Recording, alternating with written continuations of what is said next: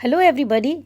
आज मैं आप लोगों के लिए लाई हूँ कक्षा 9 की हिंदी पाठ्य पुस्तक से पाठ संख्या 5, जिसका शीर्षक है वैज्ञानिक चेतना के वाहक चंद्रशेखर वेंकट रामन जी।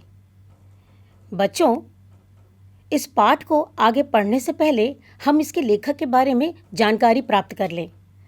इसके लेखक का नाम है श्री धीरंजन मालवीय जी। धीरंजन मालवीय जी का जन्म बिहार के नालंदा जिले के डुमरावा गांव में 9 मार्च को 1952 में हुआ था। इनकी शैक्षणिक योग्यता के बारे में अगर देखा जाए तो ये MA, MSc सांख्यिकीय, MBA और LLB हैं। आकाशवाणी और दूरदर्शन से जुड़े मालवीय अभी भी वैज्ञानिक जानकारी को लोगों तक पहुंचाने के काम में जुटे हुए हैं। आकाशवाणी और BBC अर्थात लंदन में कार्य करने के दौरान मालवीय जी रेडियो विज्ञापन पत्रिका ज्ञान विज्ञान का संपादन और प्रसारण दोनों करते रहे हैं। मालवीय की भाषा बहुत ही सीधी, सरल और वैज्ञानिक शब्दावली से परिपूर्ण है। यथावश्यक अन्य भाषाओं के शब्दों का प्रयोग भी वे हमेशा करते रहे हैं। मालवीय ने कई भारतीय वैज्ञानिकों की संक्षिप्त जीवनियां लिखी हैं, जो कि इनकी विश्व प्रसिद्ध पुस्तक विश्व विख्यात भारतीय वैज्ञानिक पुस्तक में समाहित है। तो बच्चों, आगे देखते हैं इस पाठ का प्रवेश। यदि इस पाठ में देखा जाए, प्रस्तुत पाठ में वैज्ञानिक चेतना के वाहक रामन ने नोबेल पुरस्कार एक विजेता प्रथम भारतीय वैज्ञानिक के संघर्षमय जीवन का पूर्ण रूप से चित्रण किया गया है। वेंकट रामन कुल 11 साल की उम्र में मैट्रिक अर्थात 10th विषय योग्यताओं के साथ इंटरमीडिएट भौतिकी और अंग्रेजी में स्वर्ण पदक के साथ BA और प्रथम श्रेणी में MA के करके मात्र 18 साल की उम्र में ही कोलकाता में भारत सरकार के फाइनेंस डिपार्टमेंट में सहायक जनरल अकाउंटेंट नियुक्त कर लिए गए थे। इनकी प्रतिभा से इनके अध्यापक तक आश्चर्यचकित थे। भौतिकी अर्थात इस विषय को आज हम फिजिक्स के नाम से जानते हैं। सन 1930 में नोबेल पुरस्कार पाने वाले CV रामन ने अपने एक मित्र को उस पुरस्कार समारोह के बारे में लिखा था। उन्होंने पत्र में लिखते हुए ये कहा था कि जैसे ही मैं पुरस्कार लेकर मुड़ा और देखा कि जिस स्थान पर मैं बैठाया गया था उसके ऊपर ब्रिटिश राज्य का यूनियन जैक लहरा रहा है, तो मुझे अर्थात CV रामन जी को बड़ा ही अफसोस हुआ कि मेरे दीन भारत की अपनी कोई पताका तक नहीं है। इस एहसास से ही उनका गला पूरी रूप से भर आया था और वह वहीं पर फूट फूट कर रोन पड़े थे। चंद्रशेखर वेंकट रामन भारत में विज्ञान की उन्नति के चीर आकांक्षी थे तथा भारत की स्वतंत्रता के पक्षधर में थे। वे महात्मा गांधी को अपना एक अभिन्न मित्र मानते थे और नोबेल पुरस्कार समारोह के बाद एक भोज के दौरान उन्होंने कहा था कि मुझे एक बधाई का तार अपने सर्वाधिक प्रिय मित्र अर्थात गांधी जी से प्राप्त हुआ है, जो इस समय जेल में थे। तो एक मेधावी छात्र से महान वैज्ञानिक तक के रामन की संघर्षमय जीवन यात्रा और उसकी उपलब्धि की जानकारी यह पाठ हमें बखूबी रूप से कराता है। बच्चों, चलिए आगे देखें पाठ का विवरण। पाठ में बताया गया है कि पेड़ से सेब गिरते हुए तो लोग सदियों से देखते आ रहे हैं, मगर सेब के गिरने के पीछे के रहस्य को सबसे पहले न्यूटन ने उजागर किया था। ठीक उसी प्रकार विराट समुद्र की नील वर्णीय आभा भी असंख्य लोग आदिकाल से ही देखते आ रहे थे, मगर इस आभा पर पड़े रहस्य के पर्दे को हटाने के लिए हमारे सामने प्रस्तुत हुए हैं सर चंद्रशेखर वेंकट रामन जी। बच्चों, इसमें कई शब्दों के शब्दार्थ भी बताए जा रहे हैं, जैसे विराट अर्थात विशालकाय, आभा, आभा अर्थात चमक, असंख्य अर्थात अनगिनत। तो बच्चों, बात करीबन सन 1921 की है, जब रामन जी समुद्री यात्रा पर गए थे। जहाज के डेक पर खड़े होकर जब वे नील समुद्र को निहार रहे थे, प्रकृति प्रेमी रामन को बहुत ही अच्छा लगता था प्रकृति के इस सुंदरता को निहारना। वे समुद्र की नीली आभा में घंटों खोए रहते थे। लेकिन रामन केवल भावुक एक प्रकृति प्रेमी ही नहीं थे, बल्कि उनके अंदर एक वैज्ञानिक की जिज्ञासा भी उतनी ही सशक्त थी। यदि यही तो जिज्ञासा उनसे यह सवाल कर बैठी कि आखिर समुद्र का रंग नीला क्यों है और कोई रंग क्यों नहीं है, रामन सवाल का जवाब ढूंढने में बस तत्पर होके लग गए। जवाब ढूंढते ही वे विश्वविख्यात बन गए। बच्चों, यहाँ पर जिज्ञासा का अर्थ होता है जानने की इच्छा रखने वाला। विश्वविख्यात अर्थात संसार में प्रसिद्ध। आगे रामन का जन्म 7 नवंबर सन 1888 को एक तमिलनाडु के तिरुचिरापल्ली नगर में हुआ था। पिता इन्हें बचपन से ही गणित और भौतिकी पढ़ाते थे। कॉलेज की पढ़ाई उन्होंने पहले ABN कॉलेज तिरुचिरापल्ली में से की और फिर प्रेसिडेंसी कॉलेज मद्रास से की। BA और MA दोनों ही परीक्षाओं में उन्होंने काफ़ी अच्छे अंक प्रस्तुत किए। रामन जी का मस्तिष्क विज्ञान के रहस्यों को सुलझाने के लिए बचपन से ही बेचैन रहता था। अपने कॉलेज के ज़माने से ही उन्होंने शोध कार्यों अर्थात शोध कार्यों में दिलचस्पी लेना शुरू कर दिया था। उनका पहला शोध पत्र यानी कि फिलोसॉफिकल मैगजीन में प्रकाशित हुआ था। उनकी दिली इच्छा यही थी कि बस वो अपना सारा जीवन शोध कार्य को ही समर्पित कर दें। मगर उन दिनों शोध कार्यों को पूरे समय के कैरियर के रूप में अपना लेना, इसके लिए कोई खास व्यवस्था नहीं हुआ करती थी।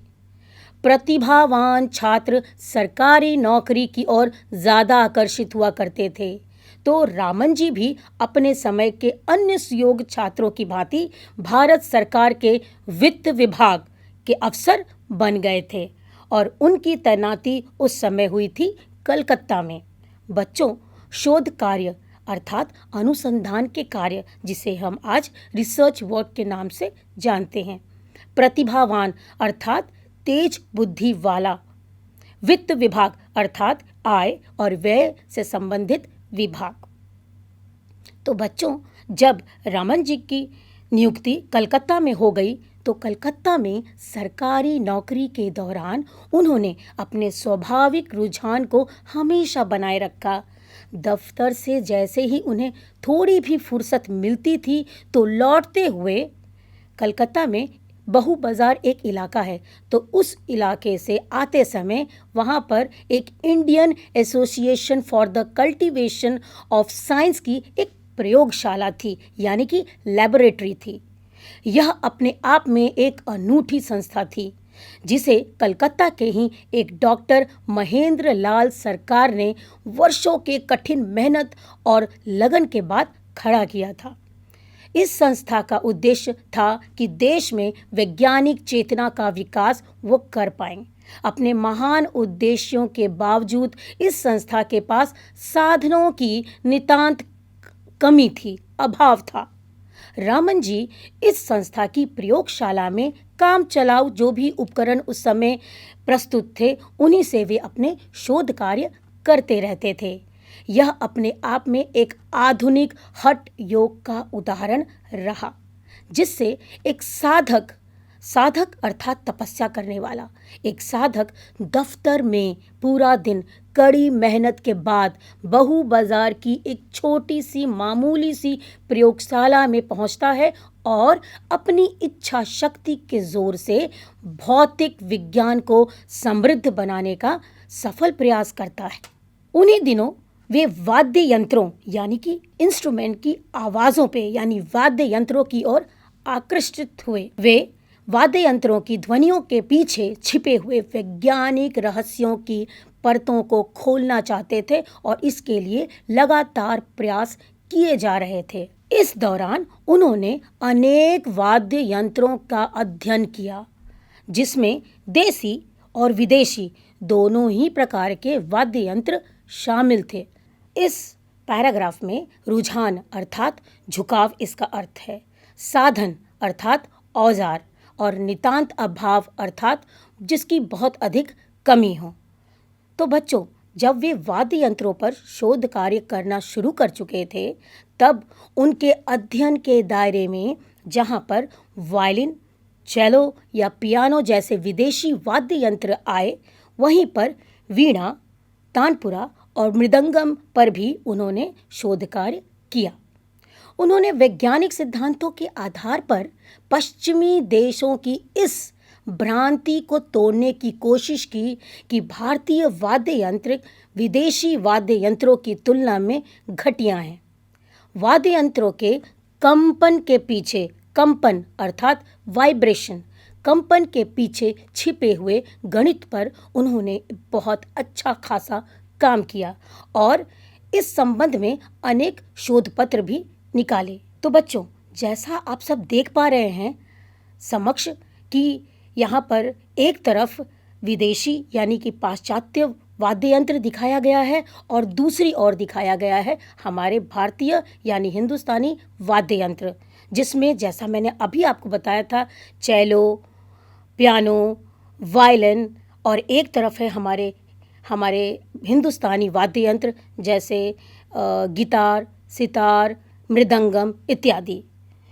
आप जैसे देख रहे हैं इसकी बनावट दोनों तरफ कितनी अलग अलग है, लेकिन वाद्य यंत्रों के से जो वाइब्रेशन अर्थात जो कंपन निकलती है वो लगभग सेम है।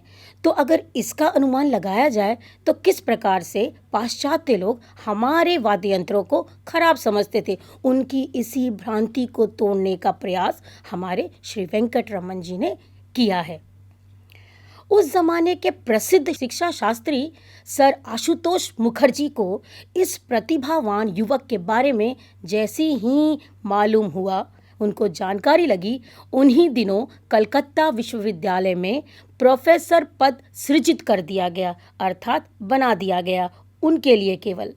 मुखर्जी महोदय ने रामन के समक्ष एक प्रस्ताव रखा कि ये सरकारी नौकरी छोड़ करके यानी कलकत्ता विश्वविद्यालय में प्रोफेसर का पद स्वीकार कर लें। रामन के लिए यह एक कठिन निर्णय था। उस जमाने के हिसाब से वे एक अत्यंत प्रतिष्ठित सरकारी पद पर थे, जिसके साथ मोटी तनख्वाह और अनेक सुख सुविधाएं जुड़ी हुई थी। उन्हें नौकरी करते हुए लगभग 10 वर्ष हो गए थे। ऐसी हालत में सरकारी नौकरी छोड़कर किसी कम वेतन और कम सुविधाओं वाले विश्वविद्यालय की नौकरी में आने का फैसला करना ये किसी हिम्मत का ही काम था। तो इस असमंजस में पड़े हुए हमारे श्री वेंकटरमन जी ये सोच रहे थे कि क्या उनका ये फैसला, ये डिसीजन क्या ये सफल होगा। अब आगे यह प्रश्न उठता था कि वे किसे चुनेंगे। बच्चों, आगे बढ़ने से पहले हम इसके शब्दार्थों के बारे में देख लें। सबसे पहले भ्रांति अर्थात संदेह होना, सृजित अर्थात बनाया गया या रचा हुआ, समक्ष अर्थात सामने। तो बच्चों, अगर आप उस समय उस अवस्था में होते जिस अवस्था में श्री वेंकटरमन जी थे, यानी एक तरफ सरकारी नौकरी, 10 साल का अनुभव और एक तरफ अपना वो इंटरेस्ट, अपनी वो रुचि जिसके बारे में वो हमेशा शोध कार्य करते रहते थे, तो आप यदि उनकी जगह होते तो उस समय क्या चुनना पसंद करते? ये सवाल आपके लिए है। अब आगे बढ़ते हैं हम पाठ में।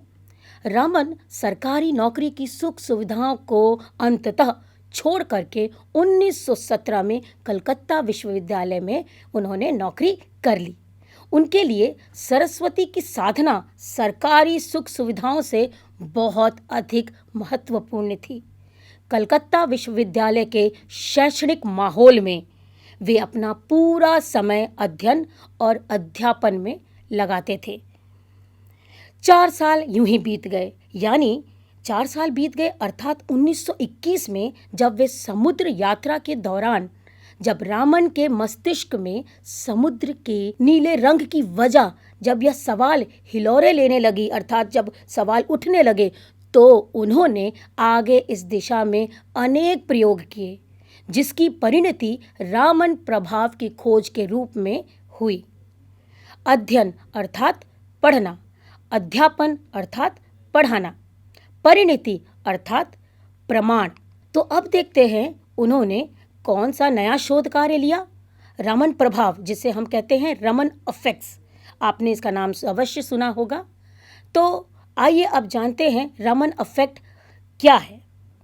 रामन ने अनेक ठोस रवों और तरल पदार्थों पर प्रकाश की किरणों के प्रभाव का अध्ययन शुरू कर दिया था।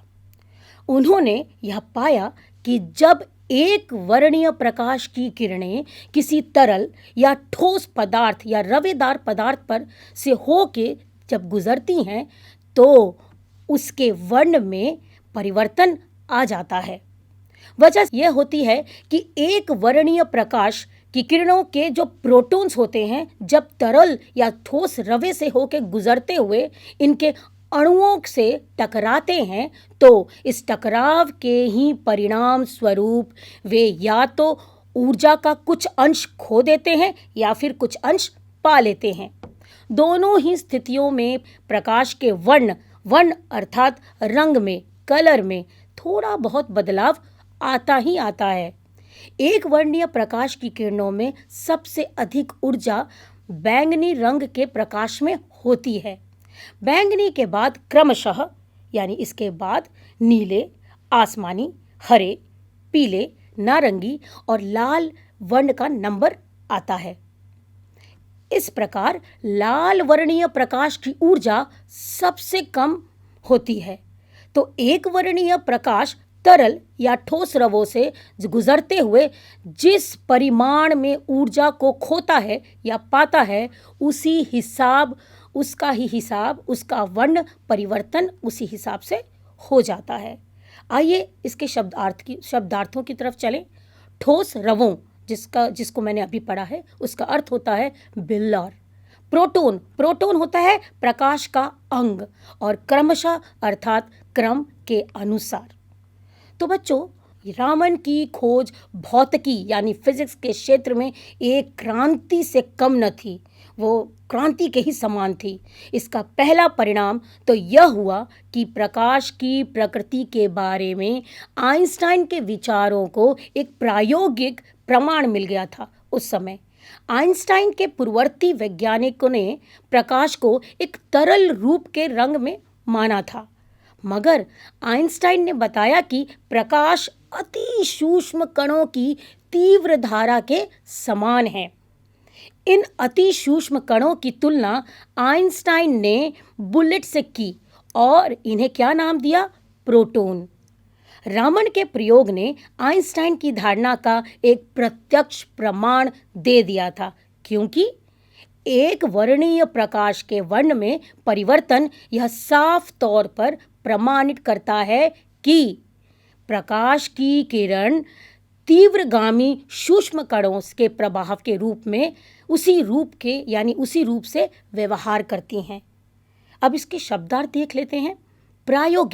प्रायोगिक अर्थात प्रयोग से संबंधित। पूर्ववर्ती अर्थात पहले का। तीव्र धारा अर्थात तेज धारा। तो बच्चों, आज हमने इस पाठ में उनके रमन इफेक्ट के बारे में पढ़ा, उनके शोध कार्यों के बारे में भी पढ़ा। तो अब इससे संबंधित मैं कुछ प्रश्न आप लोगों के सामने प्रस्तुत करना चाहूँगी। रामन के अंदर के वैज्ञानिक जिज्ञासा का क्या, उनके अंदर जो वैज्ञानिक जिज्ञासा थी वो उनसे क्या प्रश्न पूछ बैठी? उनका जो वैज्ञानिक दिमाग था उसने उनसे यह पूछा कि क्यों समुद्र के पानी का रंग नीला ही क्यों होता है, किसी अन्य वर्ण का क्यों नहीं होता है? अगला प्रश्न है, वे सरकारी नौकरी की ओर क्यों आकर्षित हुए और उनकी तैनाती उस समय कहाँ हुई थी? तो वे सरकारी नौकरी की ओर इसलिए आकर्षित हुए क्योंकि उन दिनों शोध कार्यों को पूरे रूप से करियर को अपना लेना, इसकी कोई भी व्यवस्था नहीं की होती थी और अन्य प्रतिभावान छात्र जो थे वे सरकारी नौकरी की ओर आकर्षित होते थे और उनकी तैनाती उन दिनों कलकत्ता हुई थी। अगला प्रश्न है, रामन की दिल्ली इच्छा क्या थी, अर्थात वो मन से क्या चाहते थे, उनकी क्या इच्छाएं थी। उनकी इच्छा सिर्फ यही थी कि वे अपना सारा जीवन बस इन शोध कार्यों को समर्पित कर दें। अगला प्रश्न है, रामन के लिए नौकरी संबंधित कौन सा निर्णय कठिन था। बच्चों, यह प्रश्न पाठ पढ़ाते वक्त भी मैंने आपसे पूछा था कि यदि आप रामन की जगह उस समय होते तो आप क्या करते। क्या आप सरकारी नौकरी में ही लगे रहते या आप अपने रुचि के हिसाब से आप इस प्रोफेसर पद को अपना लेते। तो यह पूर्ण रूप से एक विचार करने वाला प्रश्न है, ये आपके ऊपर निर्भर करता है। ये तो बातें हमने श्री वेंकट रमन जी के बारे में कही, लेकिन यह प्रश्न केवल आपके लिए है। आप अपने मित्रों के साथ इसकी चर्चा करें और ये भी सोचें कि क्या उस समय लिया गया यह फैसला श्री वेंकट रमन जी का सही था या नहीं। अगर सही था तो क्यों, और अगर सही नहीं था तो क्यों नहीं था। इसी के साथ आज हम भाग पहला श्री वेंकट रमन की खोज का यह भाग यहीं पर समाप्त करते हैं। मैं फिर प्रस्तुत होंगी आपके साथ भाग 2 को लेकर के। धन्यवाद।